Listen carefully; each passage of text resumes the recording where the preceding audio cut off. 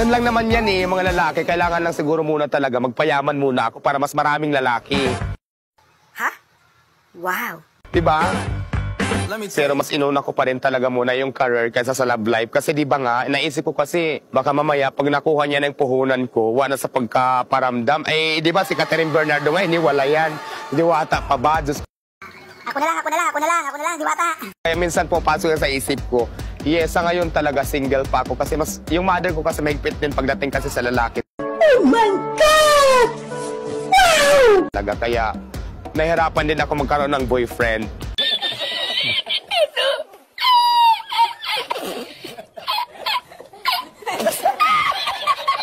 Siyempre gwapo na, alam nga naman, kukuha ko ng kamukha ko pa, di ba? So kailangan talaga pa, hindi man ako lugi. Gastos na lang din naman ako. Siyempre kailangan yung hindi sasama yung loob ko. Kasi imaginein mo nga, kung kukuha ako ng lalaki tapos magkamukha lang kami, tapos gastos ka na malaki, di ba nakakasama ng loob? So at least, mawala man ang lahat, pag talagang gwapo ang lalaki na nakuha ko, happy, di ba? Hindi masama yung loob ko. So ganon. Yes, di ba? Real talk tayo, no?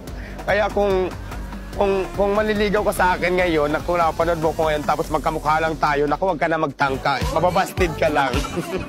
Pwede na ba ito sa'yo, Diwata? Itong mga katawang ito. Ayan.